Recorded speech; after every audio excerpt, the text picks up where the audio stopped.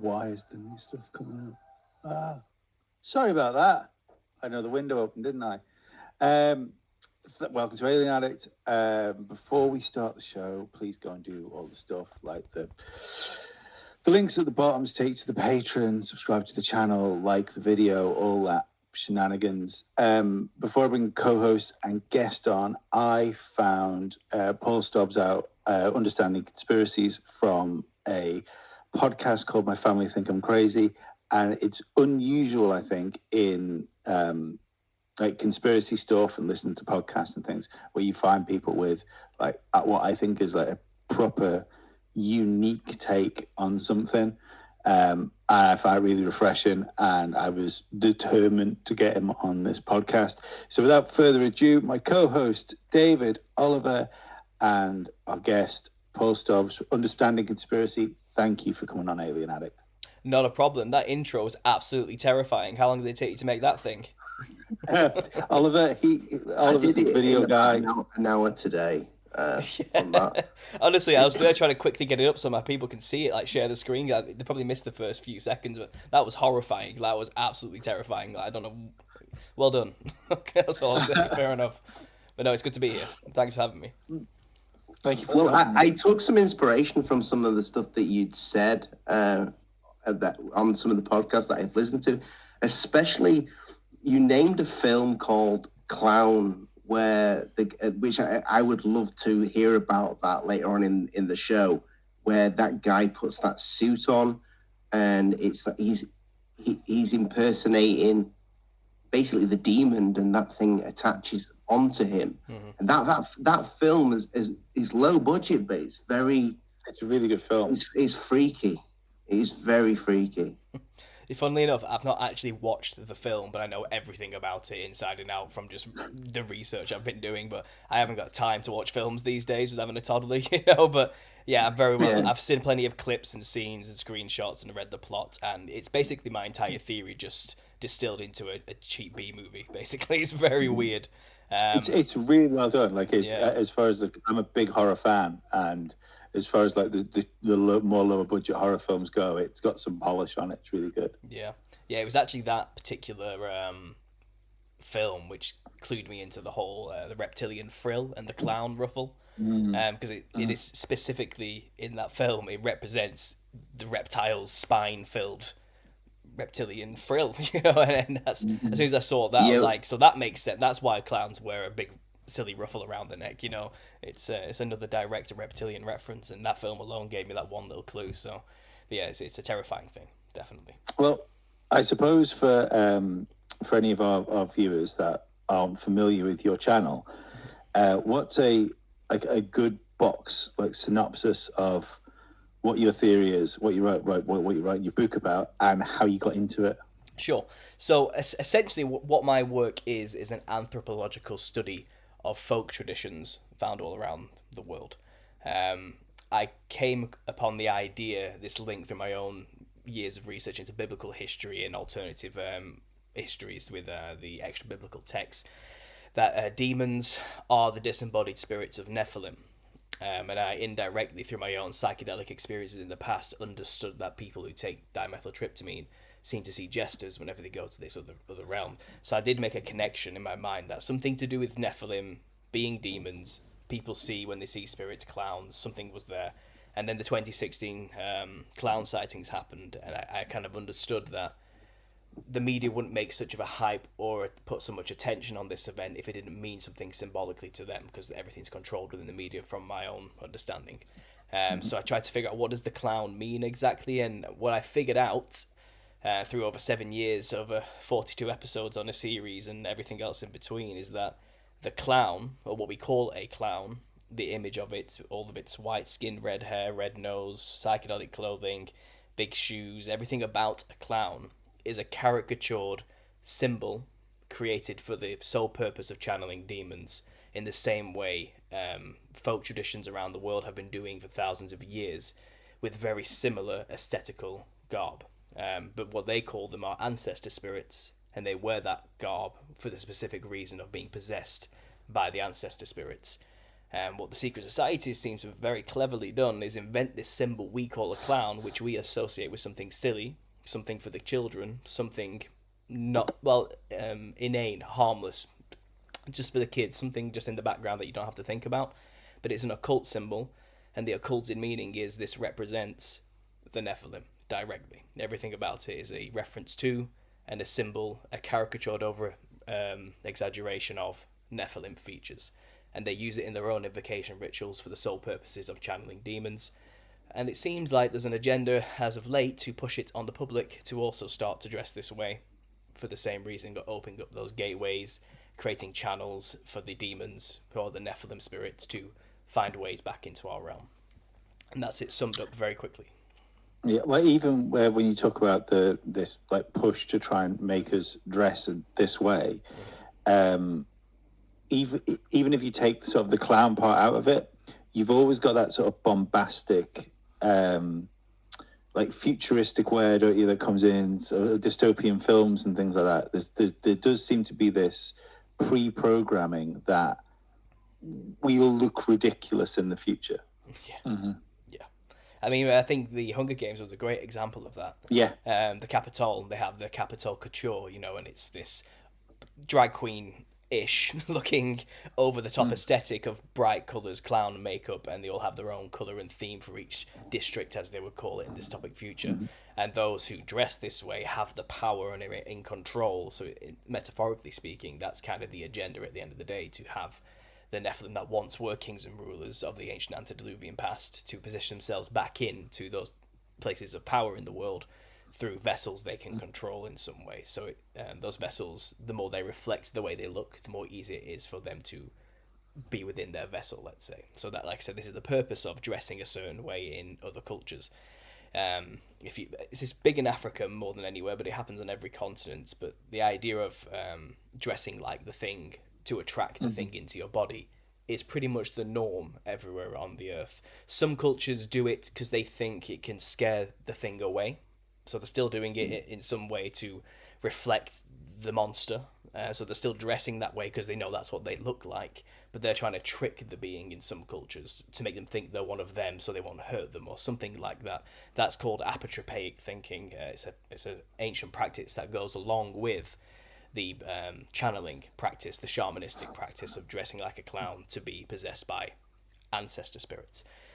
Ancestor spirit worship is a weird word. It's not how we consider the word ancestor. That's kind of the best word we have to describe what they're going on about.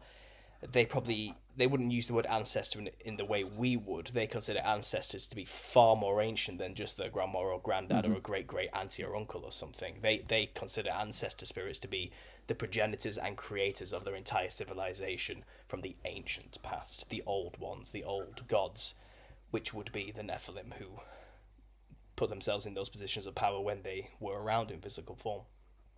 Yeah. What was it that got you thinking along these lines? Because there must have been like a thing, like a trigger to it. Yeah, well, like I said, I got into conspiracy in about 2010-11 period, in the build-up to the 2012 end of the world stuff, the Mayan calendar stuff. You know, that was my waking up moment. You know, that's what led me to go down the rabbit holes and start to see everything else.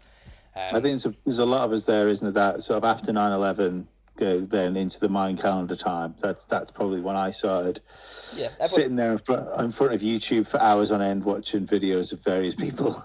Exactly, you know, and it's come a long way since then. This is like a long time ago. I forget, it's like over a decade ago now. But that was me then, and I was very much in the typical. I was an art student at Lincoln, doing fine art, so I was very much a stereotypical art student, taking a lot of drugs quite regularly, experimenting with consciousness, you know, smoking weed every day. That's that sort of mindset, and I was very much into trying to explore other realms, to see things, you know, that we normally cannot perceive. I wanted to be there. I wanted to know these things. So I did everything I could to get the hardest psychedelics I could find, including dimethyltryptamine. So by the time I had started going down the conspiracy route, I was already no stranger to the psychedelic realm of things. And that I was already well aware, well, there's definitely some kind of psychedelic spirit realm around me. I've seen it. I can't deny it. From a personal perspective, I'm not here to force that on anybody to believe what I've seen. But I knew, yes, there's something here for certain. And people kept always talking about seeing jesters or machine elves. Terence McKenna was a huge proponent of this concept, and I was listening to him daily, you know. So I wasn't a spiritual person. I was never like hippie-ish about it. I was raised quite atheistic, but I kind of came into it with that mindset, that analytic mindset, that exploration mindset. And again, I just understood psychedelic fractal realm. People see jesters, and during that process of waking up, I was learning a lot about the occult, Gnosticism, symbolism, all that type of thing. And it got to the point where I kept hitting a wall, the Christian perspective to all the conspiracy stuff. And I didn't want to go down that route. I was always like, nah, I don't need to go there. I'll just keep exploring all the other stuff. The answers can be found elsewhere. But it always kept coming back to what Jesus did and what happened with all this history of the Nephilim and the demons. And I couldn't ignore it anymore, so I went down that road. And in 2014, at the end of my degree, I had this channel created. I had all this knowledge of the occult and also the knowledge of Jesus and the biblical history. And it got to the point where I was at such a low point in my life that I kind of had to ask God to save me in a way, to help me, because I couldn't function like a normal person anymore. All of my receptors had been fried from all the drugs I've been doing for so many years. I had no direction in life. I didn't know where I was going to go next. I was in this horrible, what's the point of existence if the world's being controlled sort of attitude. I was in that mindset of what's the point, you know, and I basically asked God, show me the point, help me, save me, please, I need help. I can't do this anymore. And he did. And from that day, I everything changed. What I desired to do, I no longer desired to do. There was really that born again moment in a sense. And slowly over those years, since that day, over those 9 years, I've dropped all these addictions. I don't smoke weed. I've been, I think, 6-7 years sober off cannabis now. I don't drink. I haven't touched a psychedelic since before 2014, and it's kind of I don't even smoke nicotine anymore. I've managed to fully get off the e-cig at the start of this year. It's done. You know, I'm a new person, I would say.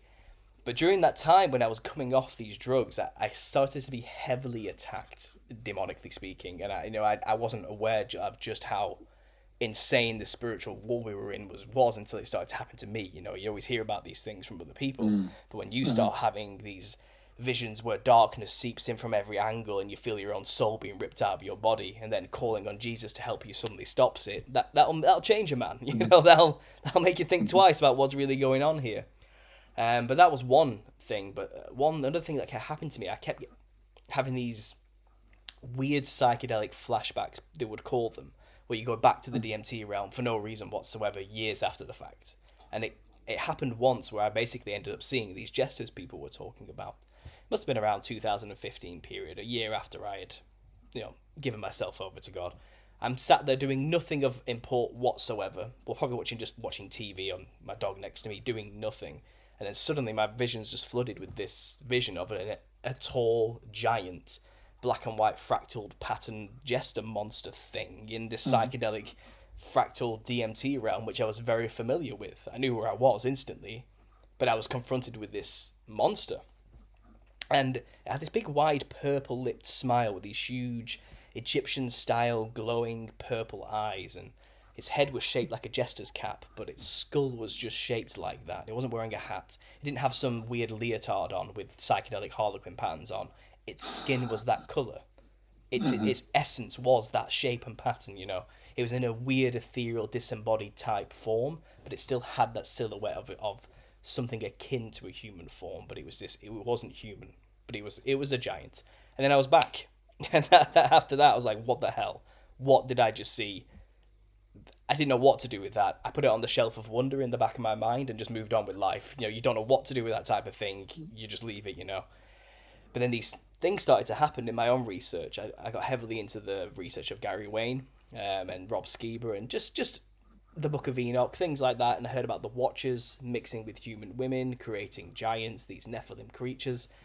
And everywhere I looked, where everyone references the Nephilim, they always show them as incredibly hench-looking human beings, like Conan the Barbarian style human with a loincloth and a club or something, and just being really, really big and tall, ripped men, you know. And it's like, the Watchers and the fallen angels are described as seraphim, which are fiery flying serpents.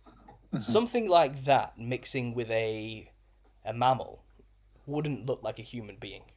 They would not look like these typical representations. And as an artist, I could tell instantly, like, that's not what they would look like. This is wrong. This is just naive to think that they would look this way. They would have been something else. And I was already contemplating and thinking about that concept. What would a human with a serpentine bird hybrid monster look like when combined together, you know? And then I had this vision of this jester at the same time. Similar things were going on. I had this other dream where I was being chased by this hatman figure. And the hatman phenomenon is actually a huge phenomenon I knew nothing about until after I had this dream, because I went searching for answers and found out millions of people are having encounters with this strange hatman shadow entity. You know, is the Hatman the same as the Smiling Man as well, or are they two separate? Maybe. I mean, look. Yeah. Your guess is as good as mine. I've been trying to figure this out for years. Who the Hatman we had is. the NASA lady that did the book for the NASA guy, and he saw the Hatman. You remember when he was ill, and the ex-NASA guy, he saw. He had experience with the Hatman. Yeah, I mean, honestly, I've been collaborating with other researchers on my channel for years now, trying to get to the bottom of who is the Hatman exactly. But what I can gather is, this is my research so far, I think he's kind of like an accountant for the demons, like a lawyer. He deals with contracts. He deals with making sure people honor their end of the bargains in terms of making deals with demons. He like comes to fulfill the deal. If you get what I mean, it seems like he's more professional than just your average Nephilim demon. He's something else. He's up there in the hierarchy, and I feel like he's like a lawyer on retainer for them. It's like that person over there owes me their soul. Go and collect. You know what I mean? That's when the Hatman comes in. It's a legalistic thing. It feels like that. Only from my own experience, because he gave me a call in the dream. He phoned me after I drank some tea with my dead relatives in the dream. Instantly, I got a phone call. And he said, I've not forgot about our previous conversation. I'm coming for you now. And then he hangs up on me. Then I have a memory in the dream of another dream from years ago where I was performing in front of a stage of millions of people at this muddied festival full of screaming and intense wailing and all sorts of things. It was basically akin to something like hell, I would say. You know, I don't know what it was exactly. But I remembered I must have made a deal with him then, years ago, and he's coming to collect now in this dream, is what I was basically being told. But when he came over the horizon, he had like a purple trench coat on with a purple fedora hat, but he had just multicolored ribbons just flying from the back of him, like a Morris dancer with a maypole type ribbons, just all over the place. He was a psychedelic thing to behold, you know, it was insane. And he was coming towards me. And I ran for my life, and he caught up to me, and I had to basically wrench myself out of this dream, screaming and sweating, because I felt like I'm going to die. This is it. This guy's got me now. I'm cornered. This is where I die, is what it felt like. Then after that experience with this vision of this jester and just all these demonic attacks coming off these drugs, I felt like they were trying to get me in some way or kill me, or before it was too late for them or something. Maybe in a way I was a good vessel for them who was doing all these drugs that they could experience once upon a time, and now I've repented from it and turned away. They had no use for me, and it's like, we can't have you, nobody can type of attitude. I don't know what was going on, but I was having these horrible attacks, and they've gone now. Now I don't have any of these addictions, and I've worked through a lot of problems I had, because you smoke weed for 8 years, you kind of avoid your problems for 8 years, you never confront anything emotionally and internally, because you're always in this moment of nothing matters, you know, why bother? But after that, I had a lot of stuff to work, a lot of demons to work through, you know, and all this stuff was going on. Then the 2016 clown sightings happened. My channel was already in full swing by this point. I've been researching the occult, collaborating with other like-minded people, doing research into demonology, and I just had all these connections. And when I saw the clown sightings, and I knew the media wouldn't just do this for no reason. They're trying to tell us something. The clown is a symbol. So what does it mean? So I went out there to find the answer, and I made the link between demons and Nephilim in a YouTube search. Just a quick one. Nephilim clowns. Anything at all. Do I find anything? And what I found was one video by some guy who has a YouTube channel called The Epic Conspiracy. And he had like 200 subscribers or something. And he made these mock conspiracy videos. So he made videos pretending to be conspiracy theorists, over dramatizing topics and making mockeries out of them. And he did one on the Nephilim specifically, and he described the Nephilim. The Nephilim are described as having white skin and red hair and big wide smiles. There's only one explanation: they are interdimensional killer clowns from outer space. And he made this over dramatized, like, History Channel over the top thing about it. And as soon as he said that, I was like, wait a minute, what did you just say?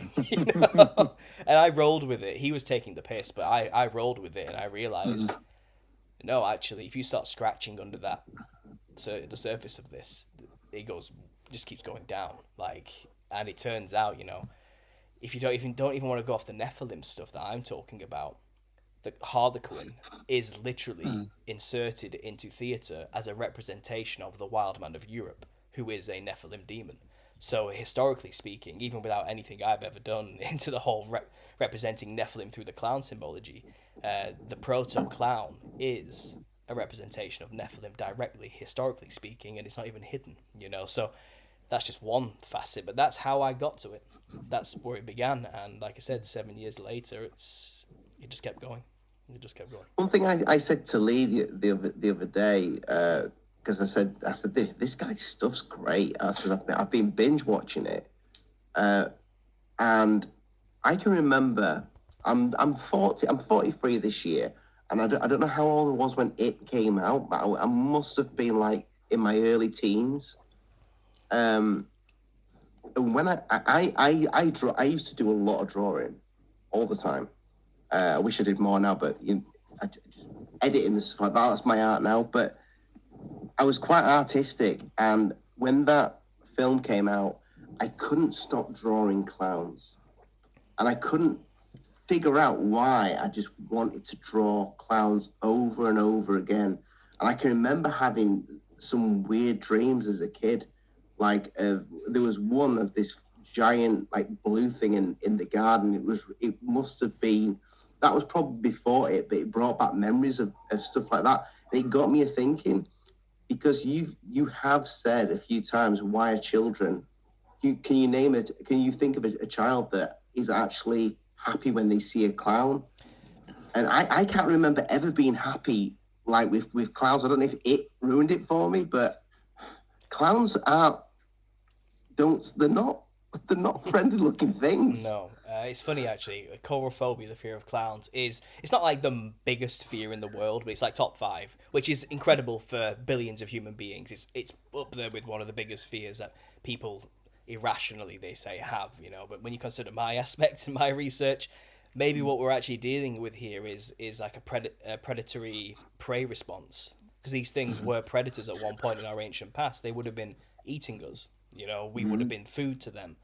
So instinctually, it could get ingrained into the human psyche and DNA to have an aversion to things that look this way naturally, and to have that impulse to run, to flee, because that's the natural response to a predator. Either you freeze or you run, you fight or you fly, and that's the response a clown naturally elicits in people. If not, in some weird way, and these are only outliers, by the way, it's maybe some people are indifferent to clowns. Very few people love clowns and actually think they're actually funny, but they do exist, And I find it interesting. You think of a clown, they're always associated with children, aren't they? They're for the kids is how we do it. And kids give the most extreme reactions to things. There's no middle ground with a child or a toddler. It's either they're laughing or they're crying. There's no in between. They can't regulate emotion, So if you put a clown in front of a child, you're going to get one or two reactions. They're either going to scream and cry their eyes out and wrench themselves in fear, or they're going to laugh. That's usually one of the two. It's fear, it's laughter or fear. And when you consider that demons seem to have this weird phenomenon of feeding off people's energy, I hear this all the time. It's kind of like energetic vampires. People describe demons as having these strange traits. Well, if someone's wearing a clown costume, it's channeling a demon, then that demon is in front of a child, scaring the hell out of them through the image of a clown. Then that energy can be fed to the person channeling it from the child. You know what I mean? And I do think there's something to be said there for why Shriners, who all have their own clown sect, they all dress up like clowns in each shrine, go to children's hospitals, specifically dying children, to do this thing, it just, I know it sounds weird, but when you start making these strange connections, why are secret societies obsessed with the icon of a clown? Why would Shriners, a supposedly Arabic inspired, Moorish inspired architecture subcult of, which is higher than the Freemasons, by the way, you have to be a Freemason first before you can be a Shriner, why would they be interested in clowns? Yeah, I'd never heard of the Shriners until I listened to the podcast the last podcast I did with you. I thought it was fascinating. I'd never heard of it at all. But even above them, by invite only, by the way, you have to have been a full-fledged Freemason, then worked your way through to the top ranks of shrining.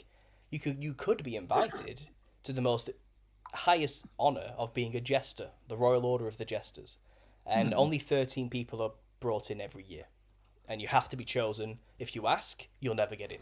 It's as simple as that. And the highest order, they consider themselves to be jesters. That's what they call themselves, the Royal Order of the Jesters. And their logo is basically a baby man with a huge erect phallus. Usually, sometimes it literally is just a giant penis on the pins, but sometimes they put a gavel there instead as like some kind of tongue-in-cheek thing. It's basically a child sex cult when you get to that level. And I think the people who get there are like the Jokers in Batman, the most sadistic, insane members they can find, who they know will fully channel the demon willingly, happily, with glee and joy, and do the most heinous things with no conscience, because that's what the demon within them wants to experience through their vessel, their body. You dress like the thing to channel the thing. Well, the Royal Order of the Jesters, I imagine, dress like clowns and jesters and mutilate and do horrible things to children. I imagine that's basically what it comes down to. They got messed up in some kind of weird scandal, which has been scrubbed from the internet, but from what I can find is they were done for sex trafficking from across the border. That's all you get in terms of details. Now, if they wanted just a prostitute, they could have gone down the street. The things you bring in from across the border are probably underage. That's what these people are into. It always seems to be it, doesn't it? Too, if any of these sort of secret societies or like bent politicians and stuff, you just scratch under the surface, and trafficking is there. And it usually leads back to child trafficking somewhere. Some people have theorized the jesters are the traffickers. They're like the pimps for the rest of the secret societies, like the Shriners and the Freemasons below them.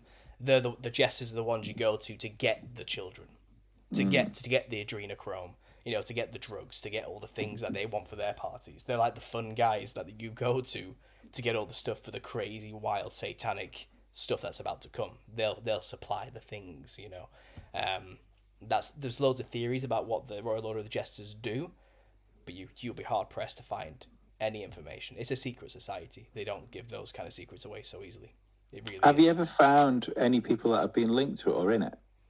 Of note. They would never mention it, but I did find one. Funny enough, there was one video that's been going around for years. I think it's like an X Factor winner from Australia or something, and he did like a 5-hour expose after he came to Christ, exposing the secret society he was a member of, and he does like a good 20 minutes on the Royal Order of the Jesters, and he gives some really dark insights there, which you just don't see anywhere else. But it's all hearsay.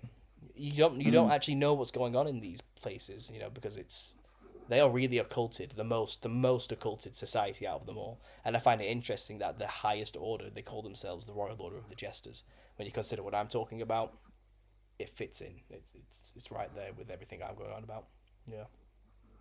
Have you ever had any kind of backlash from the clown community? Have you ever had Not clowns yet. in your anybody say I'm a clown? I've done it for 25 years. I've been It was terrifying. Like a car pulled up, and then 70 of them got out. It's on now. Yeah, they're coming to collect. I think I've been too obscure up until recently for them to realize that I exist saying these things. But it's funny. I released a video last week, and for some reason this one just took off. It's on 120,000 views. I've gained 6,000 subscribers from it.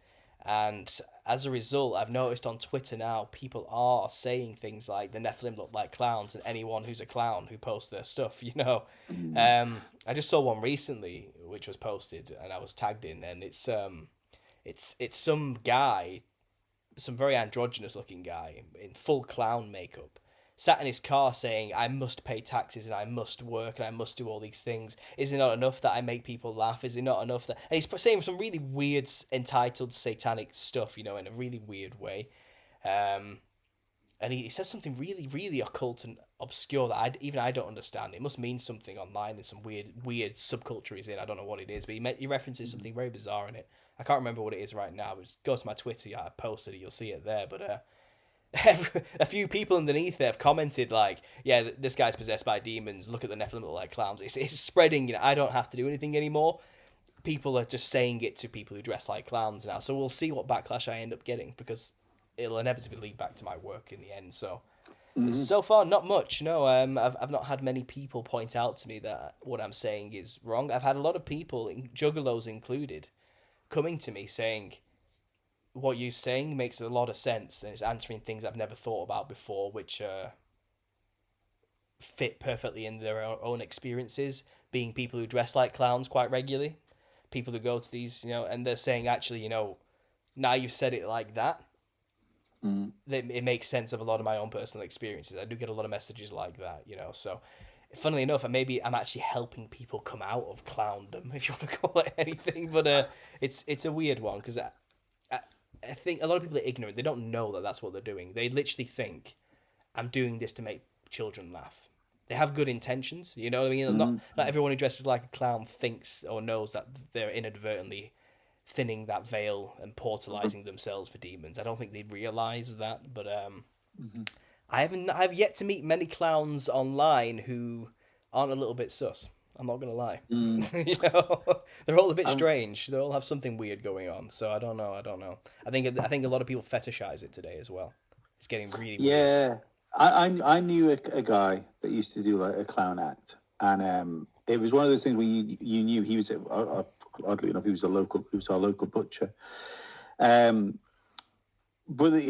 so you knew he did this clown thing, but obviously we're going to the pub and stuff like that. Clowns aren't just walking in the pub every day, and he was in the pub all the time, you know, when he wasn't doing the clown thing or at work. And then there was one time where his booking, his party was cancelled, and he was on all his stuff, and he just came into the pub, and it obviously this is well before any of this sort of stuff caught my attention. But what I did find out watching him was how different his personality was. And it was really quite strange how different his personality was from just the person that you've always seen before. It's not like, you know, I'm a decorator. I don't have a different personality if I walk in a pub in my work clothes. You know. No, Ask for a cup of tea. Yeah. There's something about wearing masks that does change people. This is well understood and well known. Even, like I said, especially in these cultures I talk about on my channel, that's the most common practice during their rituals. They'll wear this demonic mask along with clothing to match, usually multicolored tassels of some kind, or bells or something, or fur, a lot of fur costumes. But the mask is always very similar. Big bulging eyes, big wide toothy smile of some way, perhaps horns, if not some weird golden headdress, or a red headdress is very common as well, if not with feathers. But masks are a tool used to intentionally channel and change the personality of the person doing the ritual. And the person doing the ritual embody the spirit and act in the way of when they wear the mask of that particular spirit. Some cultures, like Sri Lanka, for example, have a set of about 32 different demon masks, which they would wear during this big, long ritual. And every time they put on a different mask, they embody a different character and become a completely different person, you know, to embody that one specific illness that from this demon, which this mask represents, you know. And I don't think being ignorant of the rule doesn't make you immune to it. So when we do it here in the West, we think it's something silly wearing a mask. It doesn't do anything to us. But I think it does. I think in a way, your personality will instinctively change when you put on a mask.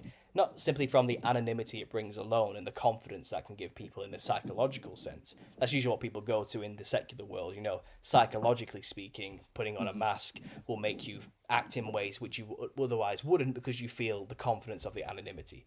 I think it goes way deeper than that. I think depending on what the visage of the mask is, depends on what you'll end up channeling. And if you lean more towards pale white skin, red lips, big prominent eyebrow ridges in some way, big wide smiles, then you're channeling Nephilim. That's what inevitably you'll end up channeling. You'll end up channeling what it looks like, which is the Nephilim creatures. And the Nephilim, I think, were sadistic jokers, in a sense. I think they had that kind of personality. I hear loads of stories. There's many, actually. I just heard one recently about in the Philippines. And they have this strange, I can't pronounce the name, it begins with T. It's a big long word, but they call this particular monster. They say it has either one eye or it varies what it is, but it has a big wide toothy grin, a big long neck. It's kind of like a giant, 12 foot tall, and it eats children. That's what it likes to do. And apparently they have this superstition that you can assuage it by telling it a really good joke, and it'll leave you alone if you make it laugh. It's so bizarre, isn't it? Why would you even associate that with a creature like this, you know? And there's another one as well in the Duwamish tribes of the American Plains. They have this oral tradition story where they talk about these things called the Nung Nungs, which were a tribe of giants that once were adjacent to them across the river. And they kind of lived with the giants, kind of. They didn't like them. They hated the giants, but they couldn't do anything about it because they're giants. What the hell are you supposed to do, you know? So they tried to live with them relatively peacefully for a while. And they tell stories about how the giants would play pranks on them. Cruel pranks, tricks that they knew the humans would just wind the humans up. Just silly things like stealing all the clothes off the washing lines and then running back with them and they'll never see them again. Or just putting things into trees so they can't reach them. You know, just silly, annoying, petty things. Then it would progressively get worse as time went on, and then they would start just crashing parties or coming into the village in the middle of the night, and then they'd come around the fire and they start telling these horrible, disgusting, sexualized jokes. And even the tribesmen were like, "This is horrible. This is disgusting stuff they're talking about." Like they weren't impressed, but they thought it was hilarious. These giants were just laughing about it, like it's the funniest thing ever. And then it got to the point where they started stealing the women. And some women came back, some didn't, and the ones that did come back were raped. They didn't have anything good to say. You know what I mean? It was brutal, you know. And then one day the men decided, "Oh, I'm going to stand up to these things," and the chief and said, "You need to stop doing this to us. Stop it, please. We do everything you ask for us. We give you food. You know, we have done nothing wrong to you. Why do you do this to us? You need to stop." And just for simply asking them to stop, the Nung Nungs went crazy.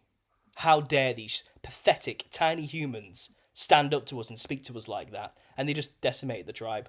They threw men in the air above the tree canopies, let them just fall to the ground, splatter, tore the heads off all the young men, and just decimated them, and left a few people alive to just tell the story, basically. And that story still passed down today. It never left them. That tribe has never recovered mentally from that experience. But they do describe them as being jokesters, tricksters, pranksters with a sick sense of humor. Specifically in that story. Yeah, the paranormal community, you hear a lot of the trickster phenomenon. Yeah. Associated with very haunts or whatever. It always comes up that there's this, it's a malevolent, but it's also like a sick, twisted kind of humor. Mm-hmm. You know what I mean? Well, a lot of people, especially in the DMT verse, you know, the psychedelic trippers, they're stuck still in this Jungian psychological paradigm of symbols. They think everything they're seeing is some kind of archetype. It's a reflection of the collective consciousness of humanity. It's there to teach us a lesson, like in a dream, symbolic type way. The jester archetype, who basically, when you go to this realm, mocks you, calls you pathetic, says you're stupid, as if you think life is real. Why don't you just kill yourself? And says all these stupid things. The person's listening to this demon tell them all these things and says to themselves, "This is just me telling me not to take life too seriously." Like, how ignorant and stupid can you be? Like, they're not dealing with archetypes. These are not symbolic references to the collective consciousness of humanity and their knowledge, trying to teach you something to make you wiser. These are tangible, disembodied spirits with their own personalities and agendas that once existed and are now trapped in this place. Your ignorance, being ignorant of that fact, this leaves you open to deception. It leaves you open to possession. You'll end up bringing one back with you if you're completely open to these things. It's no joke. Like, I know we're talking about clowns and jesters, but it's not actually a laughing matter. It really isn't. I saw some of the images. Oh, sorry. Go on. No, go on, Ollie. It's fine. I was just going to say, I saw some of the images that you've brought up on your channel from other cultures. I do find, like, one thing really interesting this. They all did paint these kind of colors, and it's a bit like when you talk about the pyramids. How come there's pyramids all over the earth?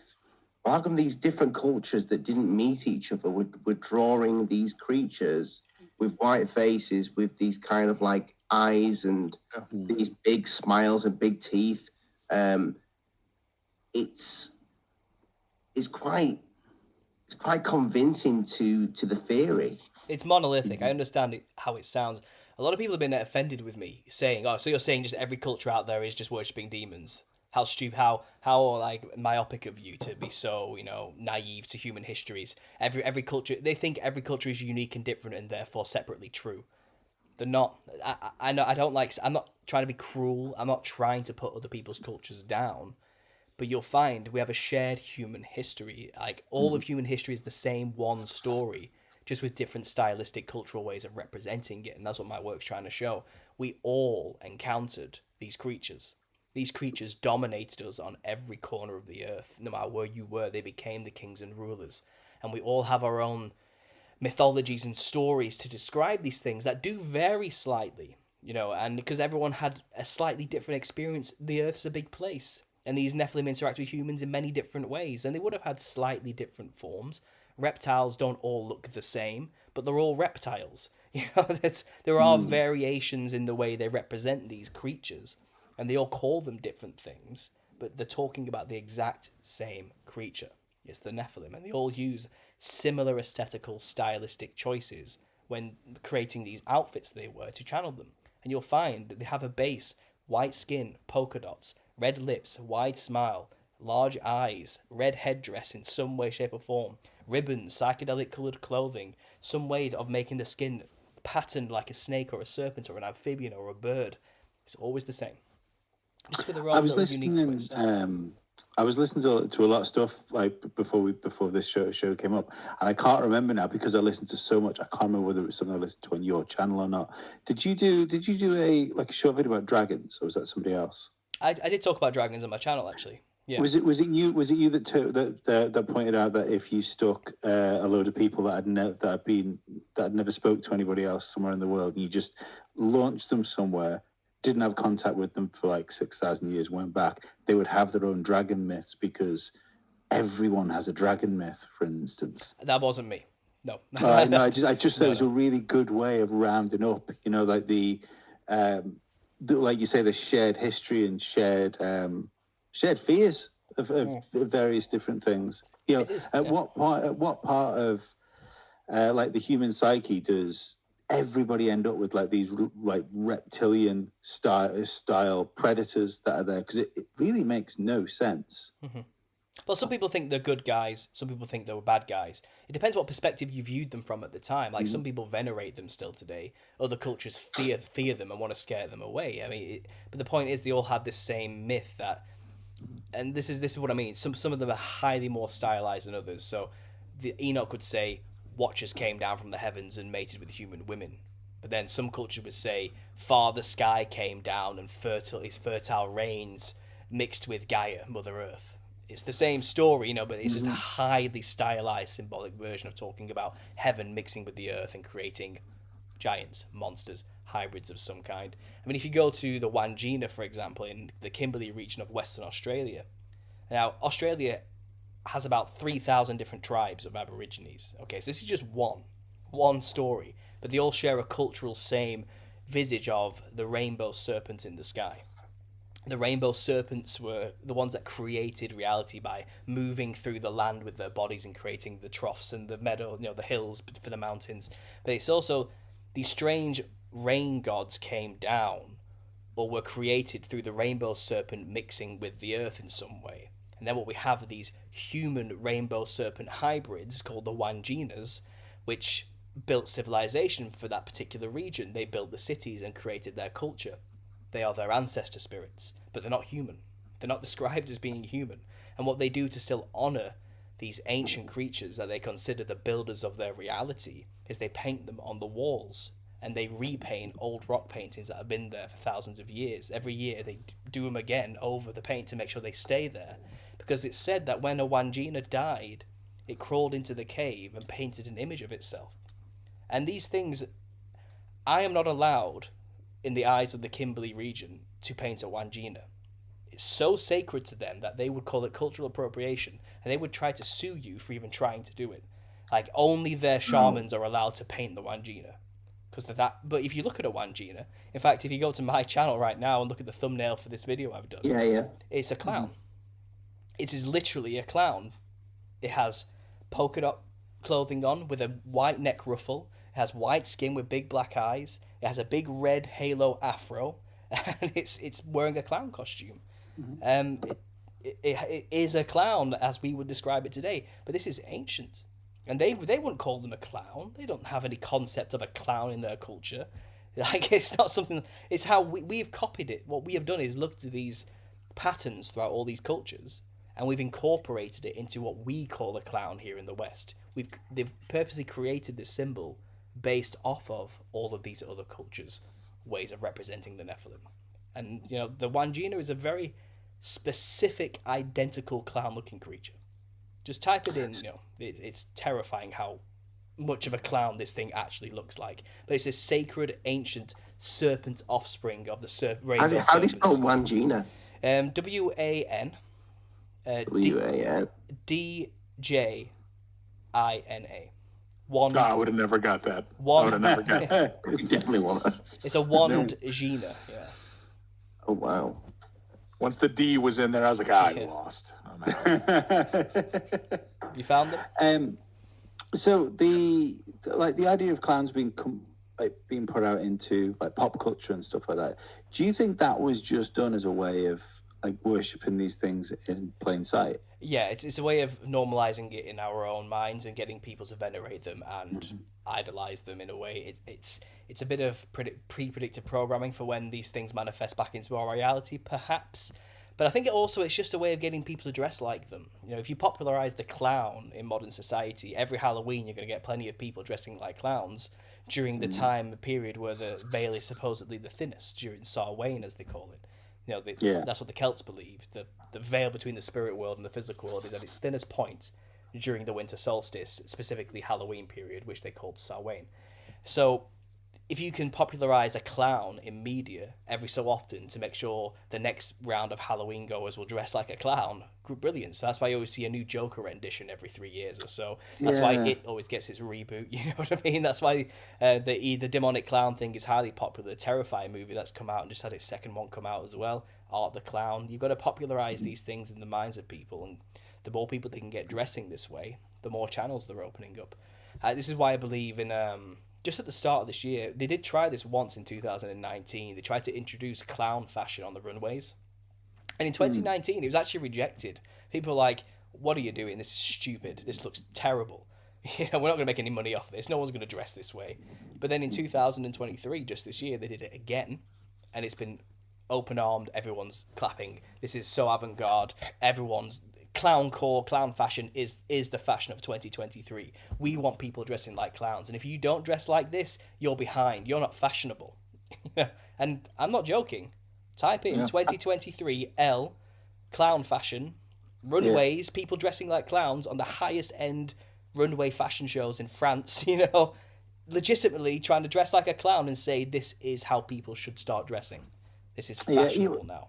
You brought up an interesting thing as well on one of the other shows you did, because it was I listened to this after earlier in the year. Me and Ollie went over to America to hang out with Dave, and we did some stuff, and I had quite a profound psychedelic experience when we were out there, and it was full sort of ego death. I think I was long story short, 'cause I have explained this on the show. I was faced with a moving wooden wall in front of me, and every time that moved, it would explain more bad things about myself, and it kept doing this. And then in the end, oddly enough, one of the things I saw in it was a man with a fedora with no face. It was like a flat skinned face and a red tie. But also in when it was kind of imparting knowledge on me, and I know you've kind of brought this up, which is the best YouTube friendly way of saying this, with our questions around gender identity and stuff like that now, and the that sort of drag act, which is essentially like lots of times something that looks very much like a demonic clown. One of the bits of information this said entity was given to me before I came out was it was explaining to me all this stuff, and then it kind of just left at the bottom and said, "Oh yeah," because obviously I've got a 6-year-old son, and that stuff and education wise worries me about what he's going to be subjected to and have to go through as he gets older at school. And this entity kind of just turned around to me and said, yeah, don't worry about that. You just blown out of proportion. Don't you worry about any of that sort of stuff. And it was only when I I was very much like the guys will say when we've spoken about this before, I was very much looking at all of this stuff as a positive, all of this stuff as like I was being like imparted some sort of wisdom that I didn't have before. And then listening to what you were saying about the other side of it is these things being tricksters, and maybe the information they're giving you is not quite as friendly. All of a sudden, that one bit of like, just don't worry about that thing, Lee. You're fine and everything else. You just let that one run. That it really resonated with me when you started talking about that. It sounds like you encountered the Hatman then, from the sounds of it. Yeah, something akin to that. And yeah, I made a video in the past basically saying, why do you listen to demons? They're liars. Like everything they say is literally a lie. That's the point. That's kind of that's their shtick. That's what they're known for. Like, don't believe a word they say. Their end goal is basically to get you to kill yourself and to convince you it's a good idea. That's their end goal. Before you find Christ, they want you dead. That's basically all they've got to do. That's their job, And they'll tell you anything. They'll tell you anything they want as long as you can get them on your side. If they think you're useful, they'll keep you around for a little bit and they'll use you as a tool to get that message out.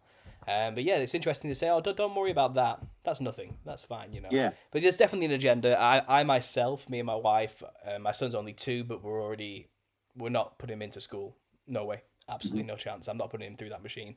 We're going to homeschool him, definitely, because it's all pervasive. They are really forcing it on the children, and this is the thing, it's always the kids. They always come for the kids, don't they? And they get these clowns reading books to them, and it's, no, I can't allow it myself. So I can appreciate what you're saying. Yeah. I think we're probably 100% on the same page with that. Absolutely. It's funny you mentioned like dressing as a clown and acting as a clown and how it affects people. Did you ever think about the Heath Ledger thing when he played the Joker? Absolutely. Well, he was, like I said, being ignorant of the law doesn't make you immune to the law. It doesn't make you, safe from it. If you dress like a clown, you're going to channel the demons. You're making yourself a thinner, veiled vessel, easier for them to get into. That's basically if you drink poison thinking it's lemonade, it's still going to fuck you up. Basically, yeah. And he said himself he took the whole method acting thing. He never really stopped being the Joker off the screen. He took it home with him, and that's basically he was possessed. That's what he's saying there. That's another word for I couldn't get this spirit out of me. I kept being like it, no matter what I did, And I think the Joker spirit gets passed on to new people all the time especially through the mainstream media. But there are plenty of people who every Halloween dress that way. And the new version of it, the new idled version of it. Obviously, the Joker Part 2, or whatever it's called, Folie 2, is about to come out. And you're going to have another round of thousands of people inspired by it, dressing like the Joker. And you get the women involved with Harlequin as well while you're at it, I was just going to say, if there was anything... where's my sentence gone? If there was any more evidence that there is some sort of cultural control or influence being used in that film, it's the fact that Lady Gaga has now been cast in it. Well, she was always a clown, wasn't she? To begin with, that's the thing. She's well known for being that type of person. She had like cheek implants to make herself look more pointy like a demon at one point. And she's openly admitted, that she prays to Lucifer and all these type of things. It's not hidden the agenda that some of these people align to. Look what Madonna looks like now. I know they just need to stop. That's not how people age. That's not what happens to skull shape. That's so weird. What I thought was strange is Kylie Minogue suddenly has the #1 hit that just came out very recently. Isn't she like 80 or something? Like, how are these people still around? Yeah, looking like they're in the 30s. Something. Yeah. Well, I think that goes down a whole other rabbit hole to do with adrenochrome and other things. You know what I mean? But in terms of the clown stuff, Heath Ledger's a cautionary tale. I mean, like I said earlier, the end game is to get you to die. That's the point, and that's what channeling these things will inevitably lead to. It'll lead to death. That's kind of their end goal. That's the last joke to them. That's kind of the last. That's where they want to lead people. So I see lots of people channeling the clown today. Clown core was a huge trend on TikTok in the last 2 years, and you'll find a lot of young people, teenagers, are donning the clown aesthetic, as they call it, as a legitimate fashion choice and like an underground subculture in some way. And I watch these videos of them, and not only are they just so cringe, like they are so cringy as hell. Like you can tell they've lost something. There's something about their demeanor which is just why are they so drawn to donning themselves like this? It's become their personality in a way. It's taken over them in a way, and it's a creepy trend, but it's a highly popular trend. And they say because of the lockdown, people found some happiness in dressing like a clown to bring some much needed levity to an otherwise sad few years of loneliness and isolation or something like that. That's how they sell it with these nice words on the articles that praise these movements, But in light of my own research, this is a manifestation of something dark. I mean, at very best, like if you have to stay in your house for a while and you start dressing as a clown, 10 years ago we'd have probably been calling some sort of mental health expert, not like celebrating it and going, "Oh well, isn't this a good way of dealing with stress?" Exactly. Like, no, it's fucking weird. Exactly. It's comical just how accepting everyone has become of this thing, and how this is the year of the clown. I've called it 2023. They are pushing it hard this year. My next video, which I've written the script for, I just need to say it and put the images to it, but it's basically a review of the past decade and how the clown trend has gone through mainstream media up until now to today, and it culminates with this video that's just come out called the Amazing Digital Circus. It's kind of an online animation that's just blown up. It's huge. It has like 200 million views or something stupid. And people are obsessing over it now and creating theories and all sorts of things because it's left on a cliffhanger. And it was just a pilot episode, but it's basically a bunch of people trapped in a fractal circus matrix, dressed in circus-themed clothing that's run by an AI that they can't leave, And people are fantasizing over the main character, this child-looking jester woman called Pomni. And the internet's like, the perverts on there, they are hypersexualizing this thing. And, clown porn, if you want to call it anything, is now being kind of like an undercurrent to this whole phenomena of the Amazing Digital Circus. There's some weird underground subculture developed from it. It's only been around for like a month. And it's just people have latched onto it and are praising this thing, this clown-themed, circus-themed animation as the greatest thing to ever exist ever. It's like, how did we get to the point where this is what people are so drawn to instinctually and love so much? And I go through it because people want me, the guy who talks about clowns, to analyze the whole episode and break it down bit by bit with all the symbolism. That's all there. People have done it. But what I'm going to show in my video is this is just a product of the times. This is not an accident that this has suddenly appeared and everyone loves it. If you go past, the past decade, it's been building up to this.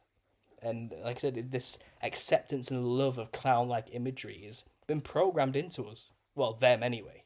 These people who are obsessing over it. It's not an accident. And I've mapped it all out. And that's what the next video will show very clearly. So have you got a theory about where it's headed? Just get as many people as they can to don the clown aesthetic. Let's make it like the Hunger Games type world where everybody's dressing in multicolored fractal patterned clothing and make that kind of makeup style the most popular style. The more portals they can open, the more channels they can open, the more demonic entities they can get into people. It's literally that simple, and that will have an adverse effect on society as a whole anyway as time goes on. And I think a lot of this has a lot to do as well with the transhumanist agenda, which comes in with the trans agenda, the dehumanization agenda, the blurring of all these lines of what it means to be a human being. Clowning oneself up is to reinvent yourself as something completely different from what you are. You create a brand new identity when you put clown makeup on. It dehumanizes you to the max. So when you cake somebody in full white makeup, you've just created a blank canvas to then paint whatever you want on top of. I think it's to encourage that style of thinking about you can be whatever you want to imagine yourself to be. Then when we get to the world of augmented reality, AI realities, body modification through transhumanist means, it's just the next. It's a stepping stone thing. So we're in the early stages, but the reintroduction of this clown aesthetic, it's just the beginning. It really is, but it's a big step when you think about it. Because think about in the 50s, people dressing like clowns regularly. It's unheard of. It's it's a huge leap from where we were even just 20 years ago. It's weird. It's very weird. I don't need to have it.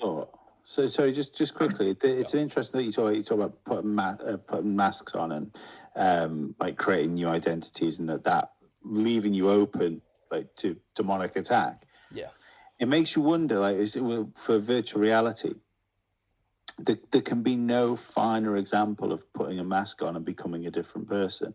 It just dawned on me there. I wonder what correlation that has with leaving yourself open, because you're literally leaving your physical form just open in the physical world, while your mind is off somewhere else being something else. Well, there's probably something to it. I'll agree. I mean, with what anything's possible for me. I'm open. I'm game for that being true. I don't play video games anymore. I don't have time because I have a bloody toddler running around, and that's my life. Doing this and looking after a child. So my Xbox has gathered dust for the past 2 years. I haven't even gone near the thing since having a kid. And I played a lot of games in the past. I understand losing yourself into the fictional world. I get it. I was much of a first-person shooter type guy. I loved story-heavy games like Half-Life or BioShock and these type of games. That was my world, my realm. If I wasn't online on Battlefield 1, reliving the World War 1 era, that's what I was doing. And I get it. I get the pull, and I've not gone down the virtual reality route myself, but there's got to be something. Every video game I've ever seen, in hindsight, in retrospect, is laden with occult symbolism. It's retelling the same antediluvian stories with a new fictional twist and a new aesthetical layer on top of it. Nothing's new under the sun, and in hindsight, a lot of these games I played in the past, like BioShock, are talking about a lot of these conspiratorial concepts, priming young minds to accept the thing that's going to come in the future with that predictive. BioShock's an incredible example of it, because we all know. Did they call it Ambrosia in the BioShock? What was the? It was plasmids. Was it? Yeah. They had plasmids, and they had Adam and Eve, didn't they? Adam was the thing that gave you the power to mutate and get new powers through plasmids or something like that. And it's just acknowledged a thumbs up there. That was weird. And I think you used Eve to recharge the energy to use the powers. But basically, using Adam can change your genetic makeup. And it even says that your genetic code is being rewritten when you first take it. And it gives you superpowers. And was it Adam you harvested through the children? Yeah, what it is, you take Adam into your body, which is harvested from a sea slug, I think it was, that they found. Because they're underwater, aren't they? This utopic world. They found a special sea slug which had this chemical which would rewrite human DNA, and you could basically just change people into whatever you wanted. But once people died, it was kind of stuck in them. So they used these little girls, didn't they, with huge syringes who were genetically engineered to harvest the Adam out of the dead bodies using a huge syringe. So she would drink the blood of the dead, and then she would extract the Adam from the blood of the dead victim into her own body, and then she could then they would then harvest that out of her body and recycle it so they could use it again. That's what the purpose of the little. It's sadistic when you think about it. It's children drinking blood. That's what the game's literally about, and it's and for the sake of people getting superpowers. It's the idea that these things are unethical from start to finish. It's an Adrenochrome reference as well, using the blood of children. Yeah, but that's what I was going to get to. It's is all the there. Adrenochrome reference in it. But these are games I played as a teenager without even thinking twice about. And I was going around harvesting Adam from little girls in this video game.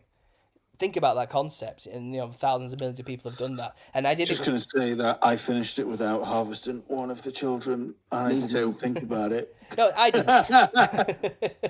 I did the good. I did every run. I did the good run, the bad run. I got all the. You get all the endings. You know what I mean? It's that type of thing. And but you don't consciously think about it because it's a video game. It's not important. But it is doing something to your mind, because when you're in it, you feel like you're actually there. You are that protagonist in that fictional world doing those things. The room's lost to you. You are that screen now. And your consciousness is living this fantasy, isn't it? Even if it is through a controller. And God, AI is just even more immersion into that reality, you know. And I've noticed a lot of AI games are horror themed. They've leaned heavily into the horror experience, haven't they? You know, AI in general does horror really well. If you try and make things, it does horror much better than it does anything nice. AI.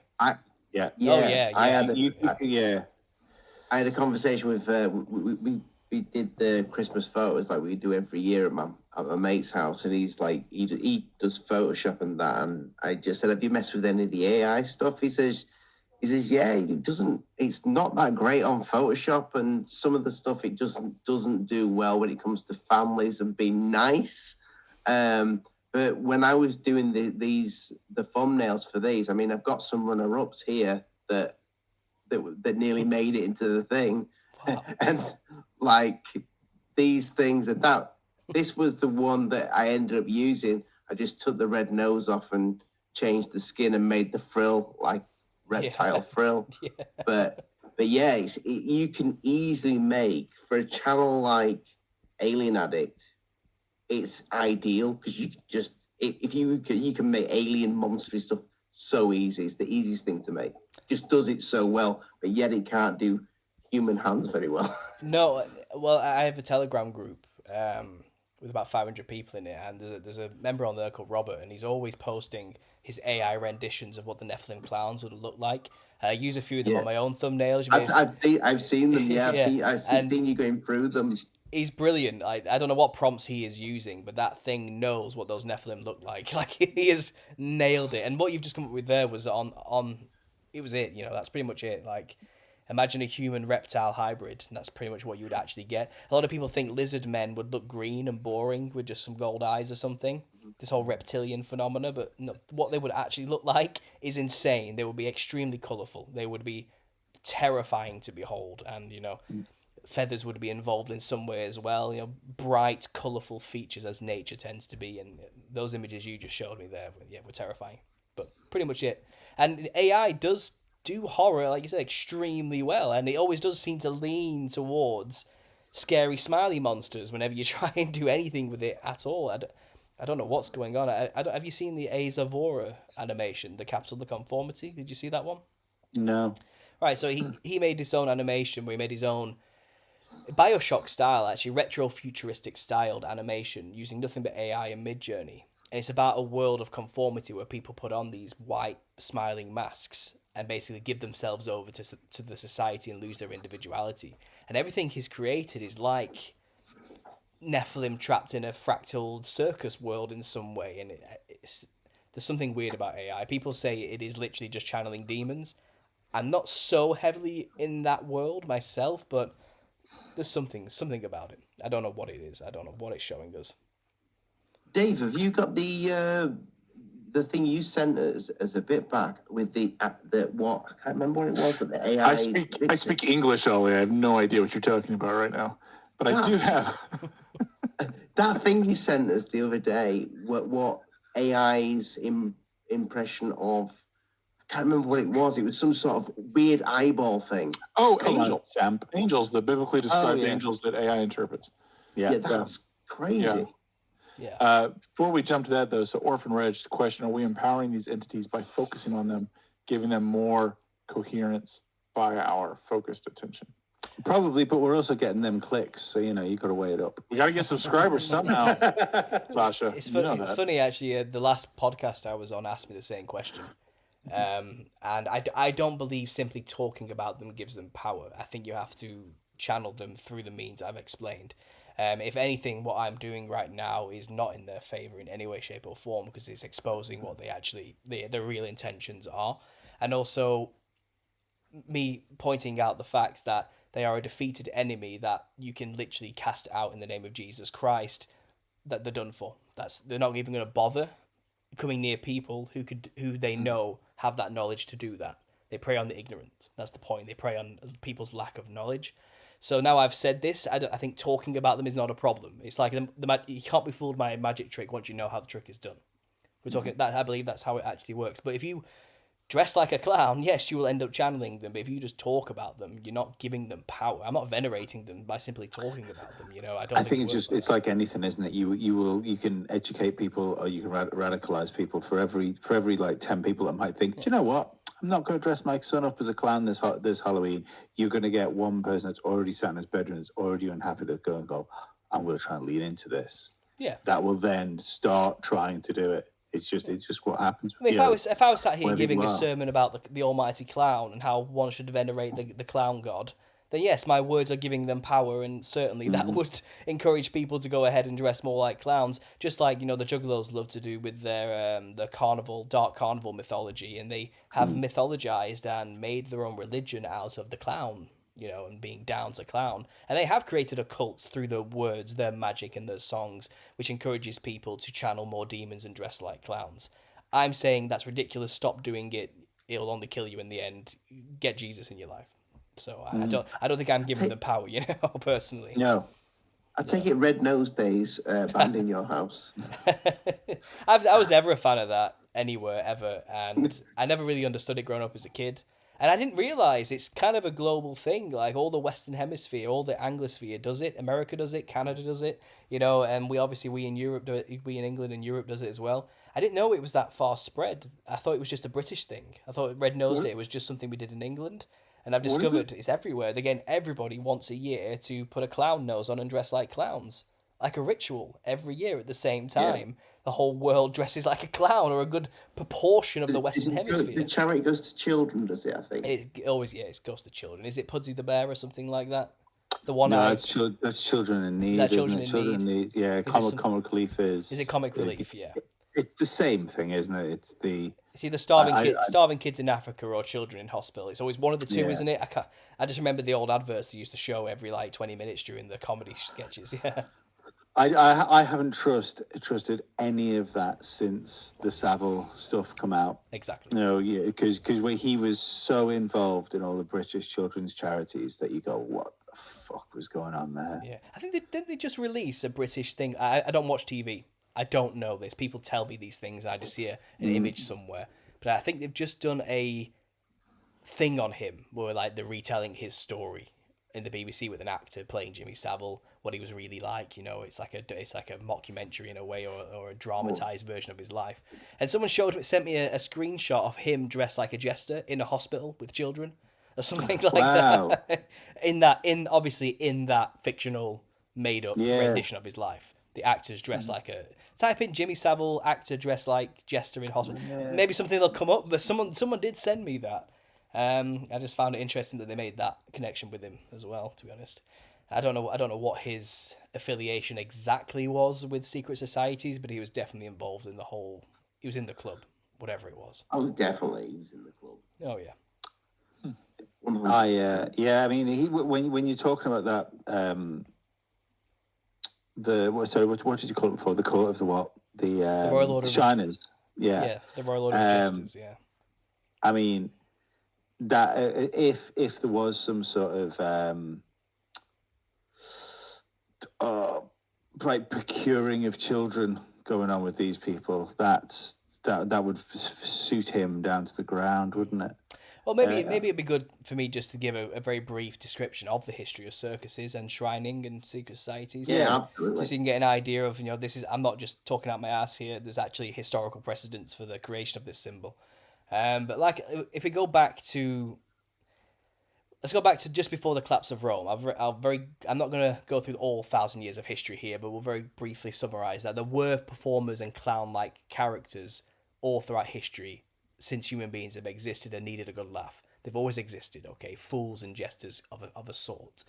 Rome had their own specific type of street performers. Greek had their own specific type of clown character in theatres. They called it the parasite. It's a fool who would eat the food that was left at the altar of the gods rather than honouring the gods. He was considered a character not to be like. It was there to show how not to behave in society. They've always existed. But then after the collapse of Rome and the Catholicism started to seep in after 500 AD, it was frowned upon to have actors and street performers like this. It was considered of the devil to pretend to be like something you're not. So you'd find there was this dark age period, as it's described in history, where, but this is what the history books say, where performances were just not allowed. You weren't allowed to have jesters or clowns or this type of thing anymore. It was all considered satanic in nature. But you did find, the rich people, the kings and queens, the aristocracies, they had their own personal jesters. It was kind of like a commodity they could afford to have. Who's going to stop them? They ruled the place, whatever. And they all kind of had, it was the in vogue thing to have your own court jester. So you'd find during that 1,000-year period is where you get these funny men there to entertain the rulership and the kings. But at the same time that was happening, the jester phenomenon is kind of a bit separate from what I'm talking about in terms of where the clown comes from. So jesters were happening. They were always highly associated with kings and rulers and things like that. Highly contentious relationships. Many jesters were killed for what they said. Others were banished. And it was a really weird history behind all of that. But simultaneously, all those actors of Rome needed to find work. They weren't allowed to work, so in Rome anyway. So they travelled all throughout Europe, and they put on travelling shows called the Commedia dell'arte movement. It developed into what we call the Commedia dell'arte by the 1600s. Up until that point, these actors were putting on very quick shows, putting up a stage in a village, doing some shows, improv performances with some stock basic characters, the rich old man, the daughter of the old man, the soldier, the poor person, the fool, the drunk or whatever, just stock characters. And they would put on a funny show, people would give them money, they'd move on to the next village. That happened for like a good 1,000 years. And it developed and it turned into something strange as time went on. So by the 1600s, a character got introduced around 1560s. It was around that when it started to be introduced. It was called Harlequin. Or the Italian name was Arlecchino. It was based off a village in Bologna, I think it was, and it was kind of the drunk character from this Italian history, but it was mixed with mythology of like Mercury and Dionysus from Greek mythology as well. That Mediterranean mythos was kind of incorporated into the trickster style nature, the fleet of foot acrobatic type nature of this Arlecchino character. But because they were traveling all over Europe, as far as Russia as well, well into Russia and down through the cold places, all through the Scandinavian countries, then back down to Germany through through Dutch and France and Spain and Portugal, they kind of noticed everywhere we go, they have this wild man tradition. They have this weird thing they do, this ritualistic thing where they dress up like big, wild, scary, big, wide-smiled, sharp-toothed, horned beast creatures. And they love it. They have a huge party and get absolutely smashed and then do all sorts of revelry and horrible things. And then they have a fasting period afterwards.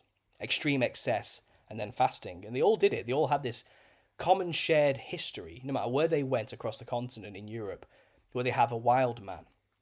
So the Commedia dell'arte, being a group who make stock characters, recognized this highly recognizable stock character and brought it into their plays. And it became Harlequin, named after Helikins, which is the French version of the wild man, their tradition. It doesn't matter where you go. Even England, we have Herne the Hunter, we have Jack of the Green, Robin of the Hood. The wild man mythos has always been here. It's always been all throughout Europe because we all have a shared experience of a history where these things were actually around. So we all have our own way of dressing like them to remember them in some way. And that's our European version. And a good example, which is still true to kind of how it was in the past, it's not changed, is in Bulgaria they have something called the kukuri.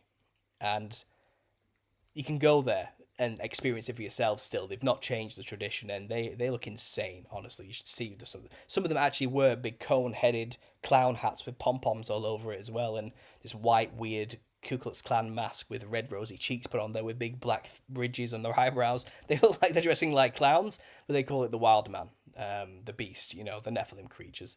So they incorporated it, Arlecchino, Harlequin, named after Helikins, a wild man, Nephilim creature. It's the demonic character in the stock characters. It plays the demon. Its role in the Commedia dell'arte performances was the creature that could change the scene with magic. It had a slapstick. It would slap the stage and the stage scene would change instantly. It had powers. It could do acrobatic flips and somersaults like it was some kind of fairy of some kind. A lot like Mercury with its caduceus, who had wings on his feet, who could look like he was flying. It's kind of amalgam of all these mythological concepts of the demonic, the fleet of foot, the witty, the Joker, the fast-footed person, the beast, the monster. It would dress in, originally, we imagine Harley Quinn as this tight skinned leotard diamond pattern thing. It wasn't that originally. Originally it's dressed in loose white robes with multicoloured patches kind of just randomly put on it, with tufts of hair sticking out of them. And he wore a black mask which made it look like a beast of some kind with hair all around it and a horrible ugly nose. It was meant to look like a demon. That was their version of the wild man tradition copied onto the stage. Only throughout those 100 years from the 1600s to the 17 to the 18 did it slowly change and develop in tradition. Originally being the demonic character, it turned slowly into a boring, lovesick fool who would chase after the daughter of the rich man. It kind of organically developed into this thing, and then something called a harlequinade was developed, which was basically a chase scene involving Harlequin taking Columbine, the daughter of the rich man, and running away with her. And then the show is literally the rich man and his servant, Clown, chasing after Harlequin and the daughter, trying to get her back. That's the whole show for like an hour. It's just a huge chase scene. Looney Tunes style wackiness ensues. They're constantly hurting each other, whacking each other, poking each other with hot pokers, beating each other, crushing each other, pushing them through windows, whatever. It's just one scene after another. Then the next scene, they're healed miraculously and they're going on at it again, you know. It was a wild ride. And that was the show. And you find in Britain we had the pantomime. That was our version of doing this. In France, they had a popularized character called Poirot. And he was like a... Again, Harlequin was a boring character, but Poirot was their clown. It was their version of the servant. And Poirot's clown, the French clown, was a sad sack. He was sad and melancholy, just pathetic, crying all the time over why does Columbine love the Chad Harlequin and not me, the pathetic simp? You know what I mean? It's basically that. That's basically what it is, you know. And for some reason, the French identified with their version of the sad sack clown, but he was boring. He wore plain white costume with black pom-poms. Nothing special. You know, nothing at all. Just, he was meant to look like a servant. He was meant to look poor. That's what the clown has always looked like. But Harlequin became this psychedelic-looking, fractal-patterned jester monster, but he wasn't acting like a demon anymore. So they made a switch. In Britain, their version of a clown was a bit more loutish, like a loud drunk. It wasn't like the sad French clown. It was more just like a fool who would trip over himself, stealing sausages and drinking beer all the time, and just, you know, the comedy came from his physical foolery, you know. And they realised, you know, Harlequin's boring. He can't be the lead anymore. Like, he just doesn't bring that rascality to the scene anymore. He's not written that way. So they made the clown in Britain the new lead. And they made him act like how Harlequin originally acted in the 1500s, like a demon, like a rascal, like a demonic character who was just cheeky all the time, saying sexual jokes all the time, innuendo after innuendo, doing horrible things to all the other characters. That's where the British clown came in. And you'll find at the exact same moment this change was happening, a son of a Freemason, so this Freemason called Charles Dibdin, huge media mogul, owned the industry basically. He was world famous, especially in British circles, for writing maritime sailor songs. Like, he was basically like a music industry beast of the time, you know, like we have them today. He was well known and established in the industry. Well, his son followed in the same footsteps and took over the theatre in which this clown called Joseph Grimaldi was very popular. And he basically took this idol that people loved to watch perform, and he changed the costume he would wear from boring white servant rags, which is all the clown has ever worn for 300 years, you know, and this one change, he turned it into some crazy psychedelic, monstrous-looking, baby man-like, weird-looking costume. And nowhere anywhere is discussed where the inspiration for that design came from. They just accept it as a given. But you look at what a clown used to look like up until this point, you know, the servant of the rich old man. It was just plain. It was boring. It was nothing. You know, it was meant to look like he couldn't afford anything fancy. That was the point. And suddenly you're dressing like this incredibly colourful peacock. It's like, why? Where does that come from? And no one knows. No one knows. They just praise the decision that it was done. But I found out where it comes from. It turns out Charles Dibdin, the elder, the father, well, he was heavily influenced by India. and his brother was a member of the East India Company that was currently colonizing India at the time. So this is when British influence in India was just beginning during this time, and it was by the end of the 1800s where we had full established colonization, imperial rule in India, you know. But at the time, his brother lost his life in India doing this, colonizing India. At one point, Charles Dibdin was going to move to India and live there permanently in Calcutta, but his ship couldn't set sail because of bad weather, and he decided against it last minute and made a career in England instead. So Indian Hindu mythology was rife in this family, and I assume his son would have also been influenced by these things. And you realise the costume that he dressed the clown in looks identical to the costumes worn by the Rakshasa demons in Hindu temples that protect outside the Hindu temples. Not only there, but also in Thailand as well. And Grimaldi was painted during this period of time in a position where he's doing a handstand and his head's turned up. And you realise that looks identical to the Kalasungsang demon of Bali, which is inspired by Hindu mythology. It's an identical representation in costume and position. It's like a hint. They were telling you there, this is where I got it from. He just copied the way the demons looked in Hindu mythology and dressed the clown that way. Because the clown was supposed to be the new demonic character. He was replacing the demonic Harlequin, who was based after the Wild Man of Europe, their version of the demon, you know. So it was all done intentionally, but no one ever talks. No one knows this. I've just made the connections and I've seen the pattern. It's like, this is clearly where he got it from. You put the pictures side by side, which I've done in my last video, which blew up, and it's more than apparent that specifically that first clown costume was a copy of the Rakshasa demons of Hindu mythology. But then things changed. After that performance, Joseph Grimaldi became a rock star. He embodied that clown costume perfectly. Like, no one could act like a clown better than this actor. And then everybody who heard about the success of this new costume in the industry copied the new clown design from then on, and it became the industry standard. And it's developed slowly into the red-wigged, red-nosed, white-faced clown we have today. Joseph Grimaldi is credited with making the makeup, the face. But even prior to that, there's plenty of images of older clowns using white makeup with multicolored patterns on the face. So I don't know why he's credited. I think it was just a patsy. I think everyone wants to think Joseph Grimaldi made the modern clown costume. It's all him. That's not what the history, that's not his memoirs. His memoirs don't talk about it. I think rather than people knowing Freemasons had anything to do with it, I'd rather believe this random person made it all up. And that's what the history record shows.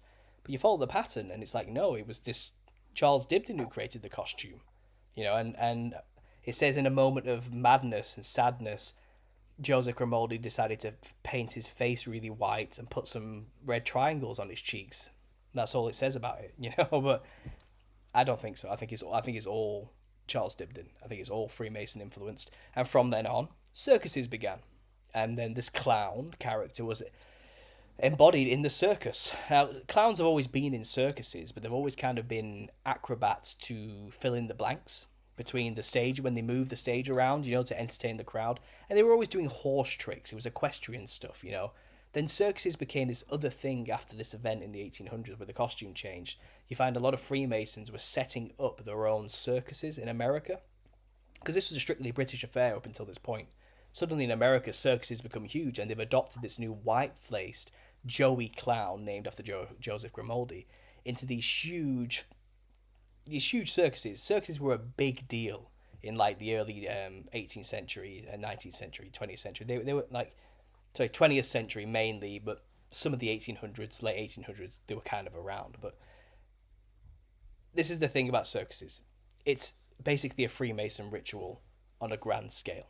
And I've got the receipts to prove this. It's in my book. They make no qualms about it. All the people who started the first circuses in America, they're all Freemasons. All the Ringling Brothers, P.T. Barnum and Bailey, every last member is a member of the fraternity. They even call the circuses, you know, the Ringling Bros.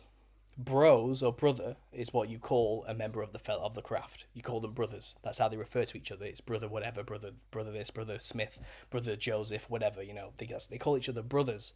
It's the hint there, you know. If you see any circus that has bros in it, that's a Freemason reference straight away. But it's not a secret that these people were members of Freemasonry. And they all decided, 10 circuses of America decided to combine into one giant circus for a huge show they were going to put around the entire country called King Solomon and the Queen of Sheba.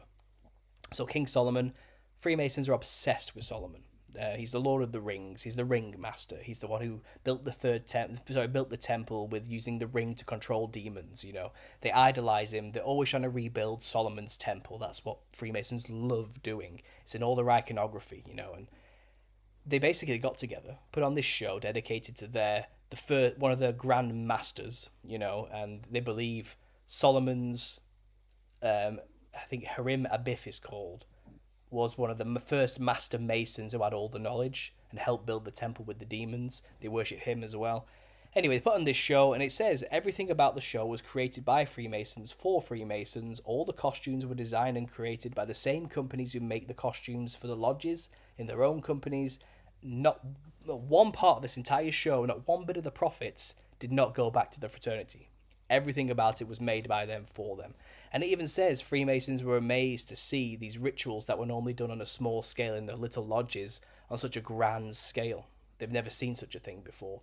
And what do you have? But you have the ringmaster, the top hat wearing ringmaster. That is the grand worshipful master of a Freemason lodge. The only one allowed to wear a top hat in a Freemason lodge is the one orchestrating the clowns at these circuses. Clowns are demons. Freemasons venerate demons. They're a continuation of these serpentine worship cults from the antediluvian past. It's just an analogy, you know, and the ringmaster orchestrating the clowns is just the grand worshipful master summoning demons in a lodge. It's the same spiritual concept. All they've done is just transfer it onto such a large scale and got the public involved in the ritual. And that's basically it. It's a summoning ring. It's one chase, that's all it is. And that's what circuses were. In the initial moment, it was a way of introducing their rituals to the public and hiding under the facade of, it's just a bit of fun for the family and kids. They had the clown, a newly created thing out of Britain, which was the perfect symbol to represent their gods, so they could summon them and channel them publicly without people knowing. And from that day onwards, the clown has remained that occulted symbol. But the public have been so ignorant to what its true purpose was to begin with, we literally think it's just a bit of fun for the kids, and it's not. It never was. Its intentions are not that. It's been,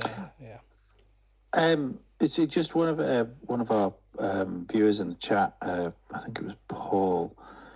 Just posted something up here. I'll find his comment in a second. About registering clown faces. Yeah, the egg registry. Yeah. Yeah. Is there some sort of occult symbolism in that? Because that's wild. It's really weird. You're not. Just quickly, you've got to register your clown face. It gets painted on an egg face. Yeah. And that's how you like copyright your clown head. Yeah, you're not allowed to wear another clown's makeup. It's highly frowned upon and taboo in the clown world. A clown is like somebody's baby. They own it once they make it. Once they have that design, it's theirs. You cannot copy it. And to register it and copyright it, they literally paint it onto an egg and put it in this display case, and that's crazy. And they name it. Yeah, it's really weird, isn't it? It's kind of the best way of documenting. Maybe it's like because it's funny. That's the point. Because it's something clowns would do. I don't know, but I don't know if there's any occult significance behind it. I've not looked too deep into it. I'm very well aware of it. It's a strange way, but because of the complexion of an egg being already skin toned, I think it's a fun way of doing it. But there you go. I mean, look at that. This is crazy. Yeah, it's wild, isn't it? Yeah.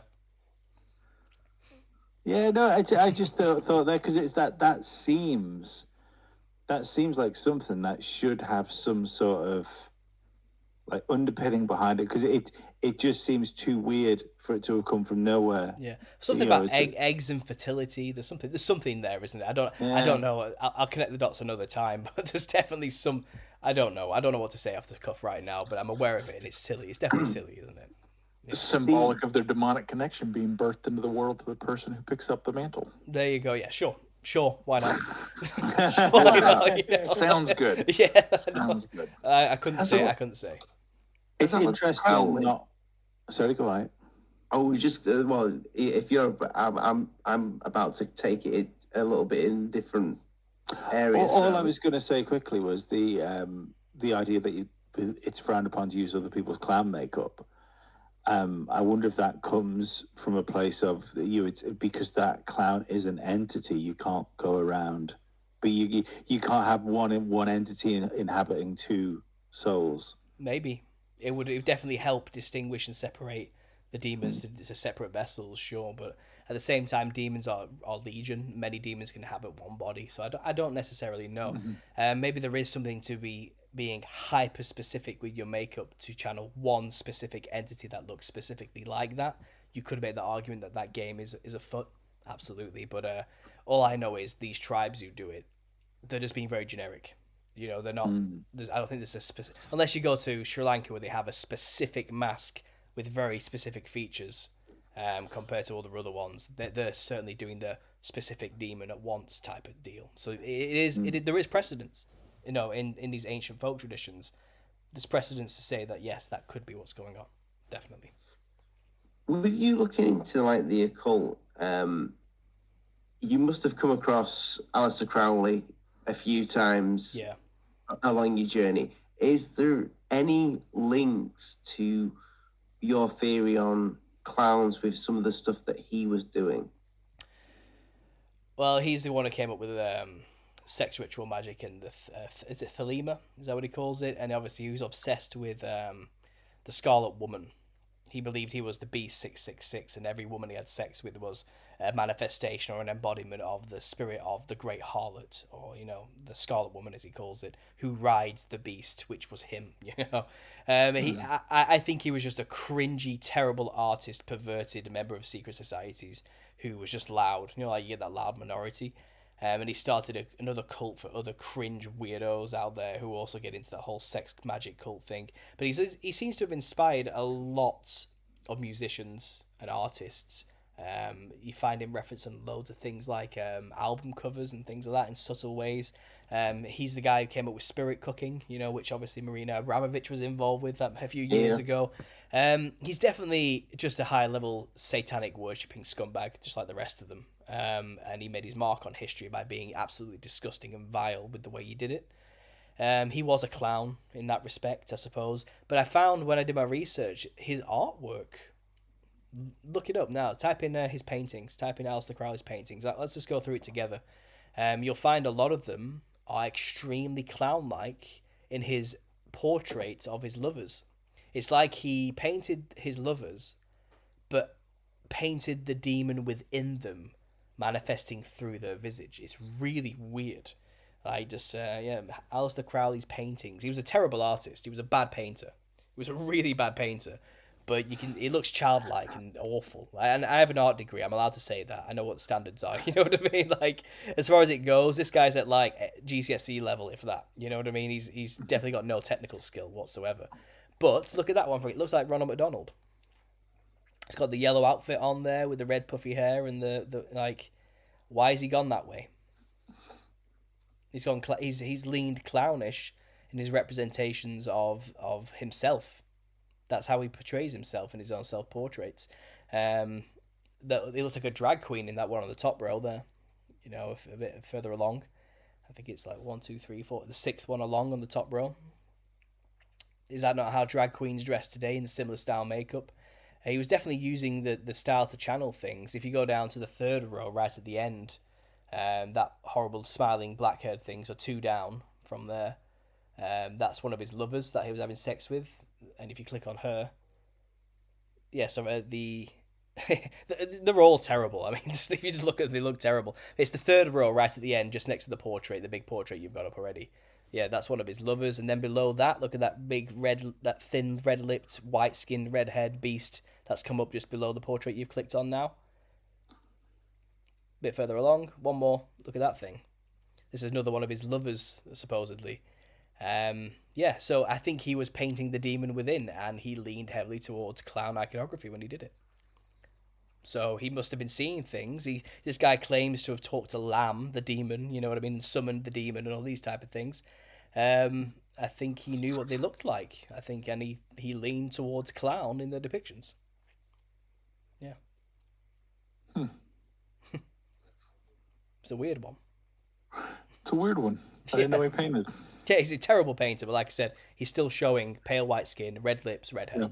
He stuck to the same basic motif, you know, that's what he went for when representing the demonic. So It never changed. It never changed as far as I'm concerned. It's an occult symbol. It's a hidden symbol up until recently. You were never supposed to figure out that that's what it was for. And that's, yeah. I mean, it makes sense that our celebrities are turning into our modern clowns of entertainment, right? Oh, yeah. I mean, I have a whole spiel on the music industry. I believe the music industry, if you want to make it, the secret isn't having talent. The secret is just dress yourself up as much as a psychedelic clown monster as you possibly can, and you will be chosen. You will be elevated because you are representing the very thing they want people to idolize. And you'll make it. You'll make it. You'll be elevated. If not by the demons you're channeling, possibly for talent, you know.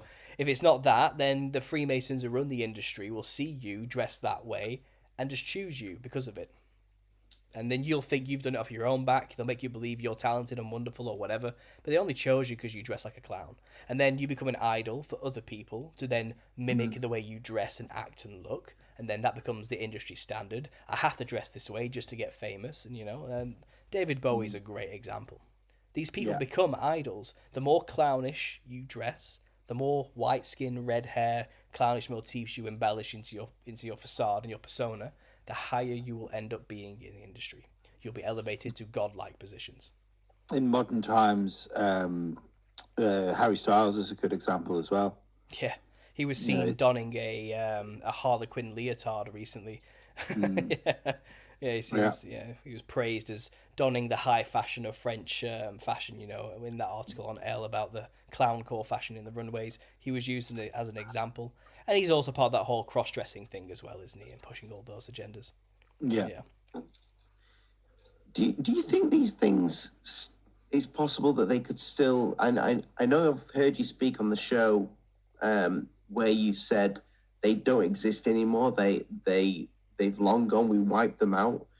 Do you think it's possible, or any evidence that you've seen, that any of these Nephilim are still alive? Not in their OG giant form. Not like the clowns I'm talking about. Not in that way. I think it's possible Nephilim type genetics have made their way down to the modern day, but I think they look a lot more human today. I think it's so watered down that you wouldn't be able to tell the difference.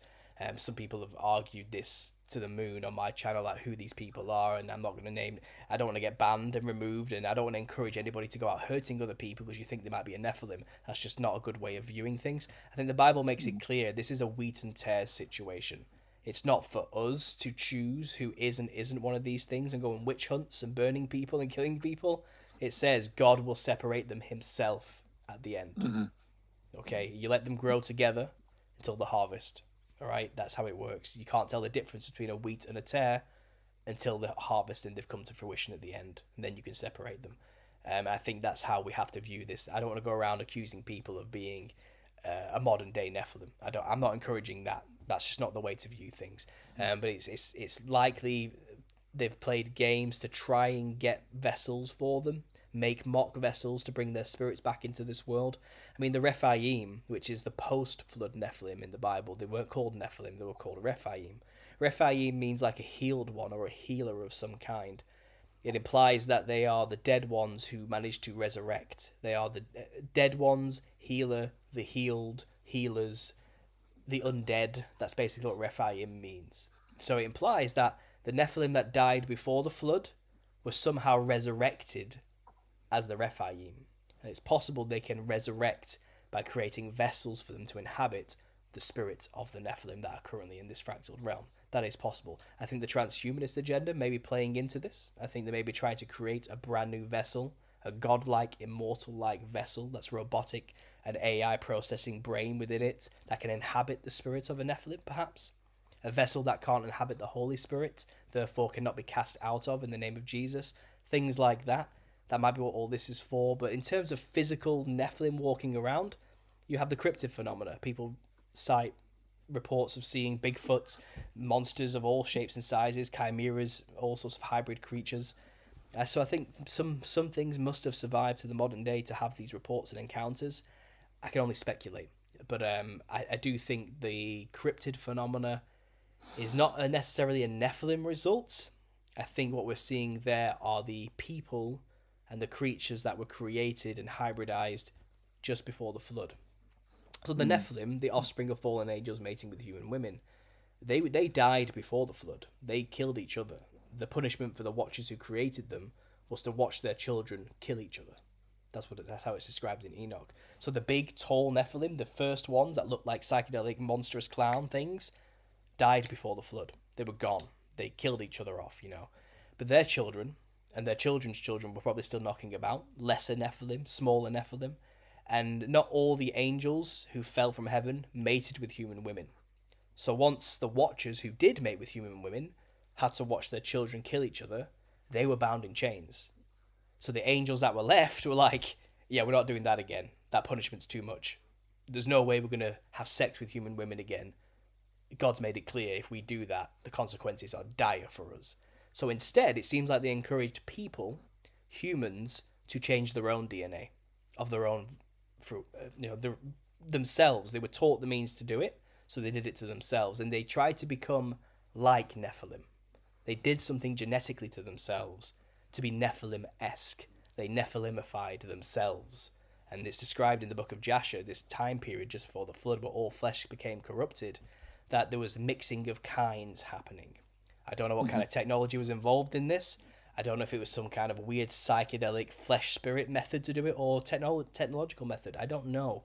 But it makes it clear humanity corrupted their own flesh in horrible sadistic ways and created monsters, hybrid chimeriid beasts, along with not only different animals mashed together into scorpion tail, lion-headed, goat feet, whatever, They also had humans who created mermaids, sirens, centaurs, half man, half beast, fawns, things like this. A mermaid could survive a flood. It's now an aquatic creature. It's possible the humans did this to themselves in preparation for the flood in order to survive. I don't know. But there's plenty of mythologies to describe these strange chimeriid hybrid cryptids all over the earth, and the Bible has an answer for that. Well, I mean, if you talk about changing DNA to help these things inhabit us, to say it in the most YouTube-friendly way, we seem to have had a large portion of the population just been through a DNA-altering event. I think we'll leave it at that, but I know exactly what you mean, and everyone listening knows exactly what you mean.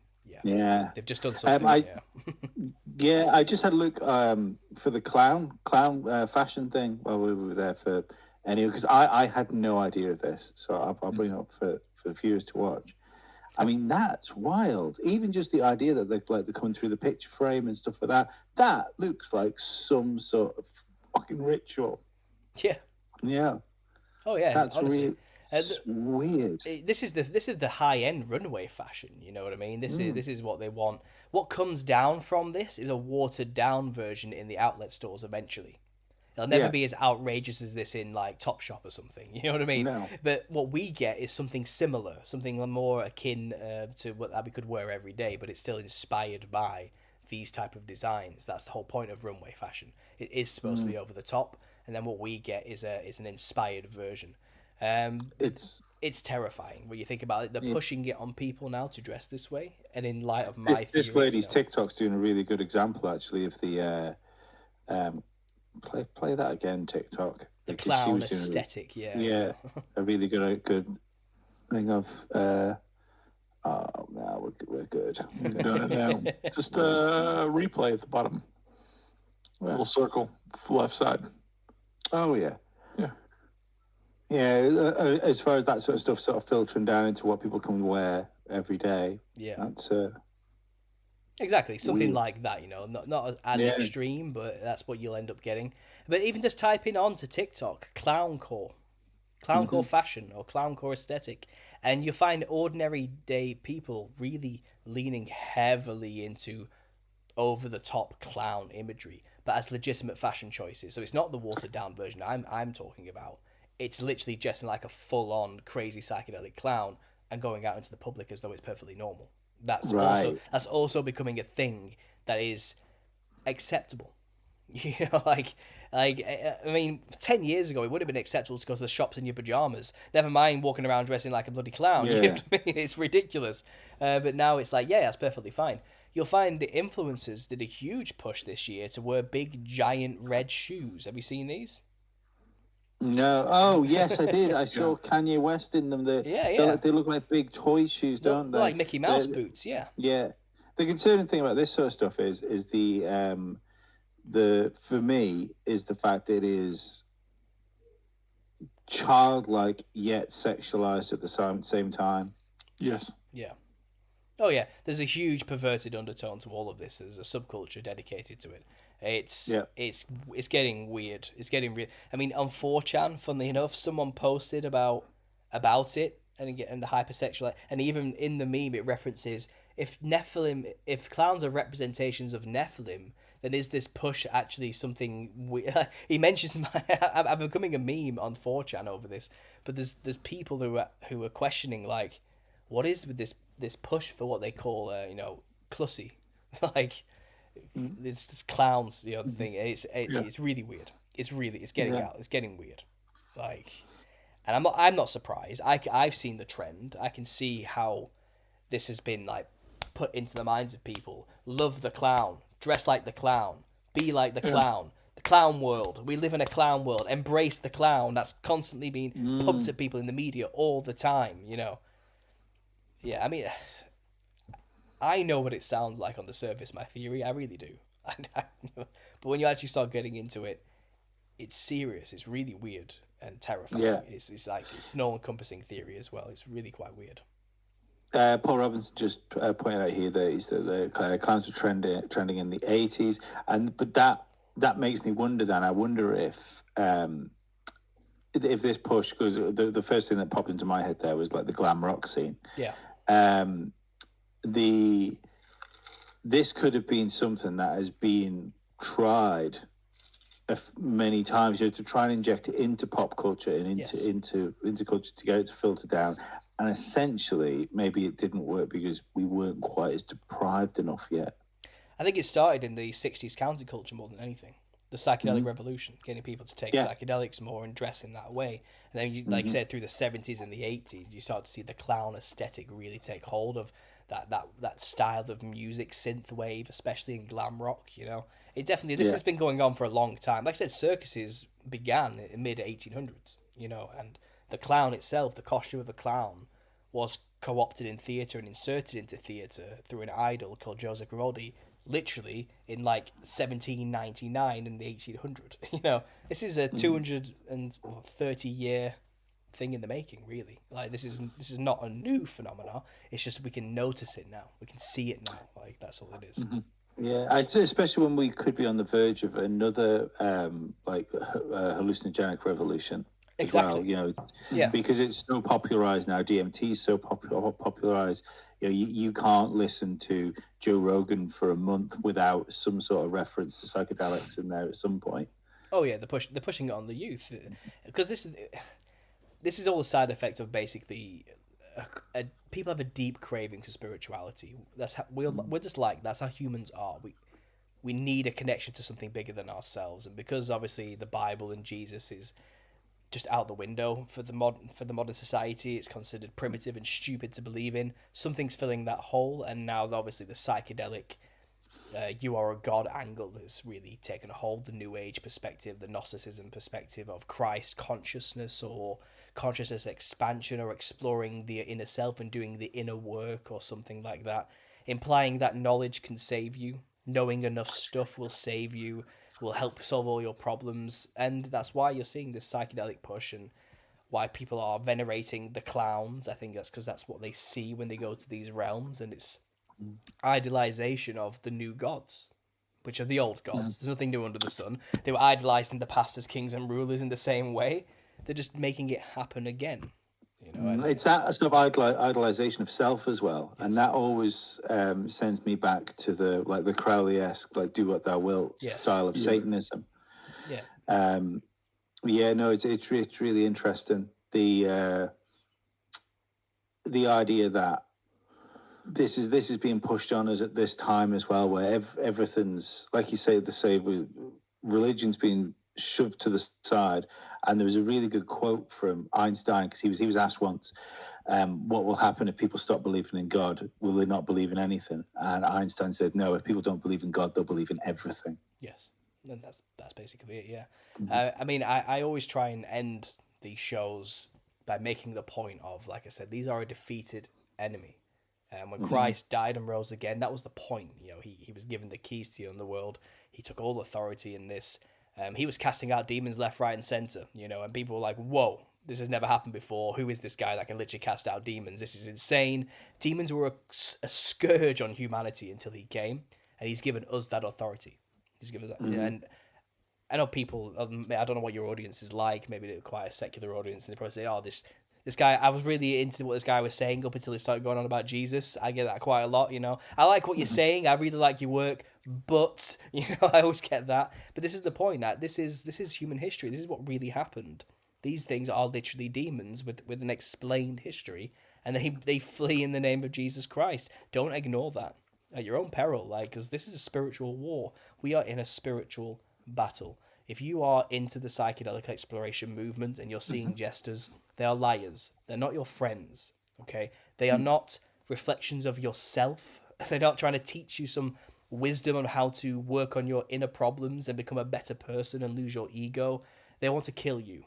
And they'll tell you anything to get you to that point. They will drive you insane. You will not find fulfillment. That spiritual hole in your heart will not be filled by these things and what they have to say or teach. You have to be filled with the Holy Spirit, and you will be safe. You can. They will flee from you. They will not even come to you anymore. In fact, if you talk about Jesus, they will scream and try to attack you, but it won't work. They'll show their true colors, as everybody who has gone through this experience and has done this will show. And people want to say, well, maybe they're just lying about Jesus and all this type of thing, and actually it doesn't really hurt them. It's kind of, that's not what the history shows. It's pretty consistent throughout. Nothing else will get rid of these things. Nothing else. You have to, you know, and I'm just going off what's been proven to work. It's real. We are in a spiritual war, but don't fear them. It's ignorance that gives them power. You know, When's the book out? The book, I'm halfway through chapter 15, and I've planned about 30 chapters. So halfway point. Hopefully, the back end of next year. Hopefully. Well, I'm very excited to read it when it comes out. Is there any way people can go and follow your stuff and help out in any way to help get this book to us a bit quicker? To be honest, it's just when I can get time to write. Obviously, like I said, raising a family and running the YouTube channel, it's chugging along at the speed it can go along. You know, but if you want to support me in any way, there's a pre-order system on there. Go to GoFundMe. The links are on my channel and all my videos, and you can find the links there just to go and get involved. If any donation at all, doesn't matter how little, we'll get you a special thank you in the book. But if you do £100 or more, I will personally send you a signed copy once it's published. So that's kind of the deal I've got going there. The support has been overwhelming.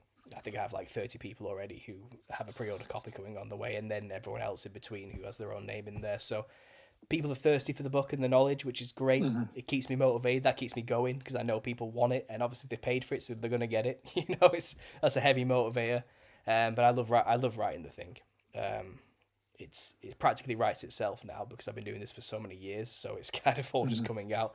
But I do want it to be a scholarly work. I want it to actually be taken seriously, so it's heavily referenced. It's not just me It's obvious stuff. the amount of work you've put into this, just because just the sheer amount of history and stories of like folklore stories that you have that you can just throw out off the dome. It shows how much you've been putting into this. Yeah, well, I'm talking about clowns. I have to put something serious. I need to be taken seriously. You know, I don't want people just laughing off.